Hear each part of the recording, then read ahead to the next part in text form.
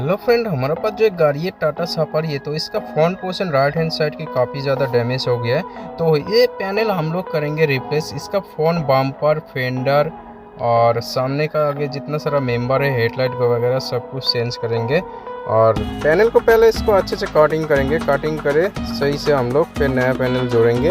इस गाड़ी को हम लोग जो बॉडी बनाए तो पूरा एक दिन टाइम लग गया सिर्फ बॉडी बनने में। गाड़ी का राइट हैंड साइड का जो पैनल हम लोग कटिंग कर रहे हैं तो इसका बहुत ही अच्छे आराम से कटिंग करना पड़ा, क्योंकि ताकि जो इसका दूसरा हिस्सा है वो सही रहे, वो ख़राब ना हो जाए। तो इसलिए ये इसका जो पैनल हम लोग कटिंग किया है तो बहुत ही आराम से किया है ताकि ये डैमेज ना हो जाए, और दूसरा पार्ट जब हम लगाएंगे तो इसका ऊपर अच्छे से सेट हो जाए। देखो यार वीडियो को, इस गाड़ी को हम लोग कैसे बनाया, इसका फिनिशिंग कैसा आया है।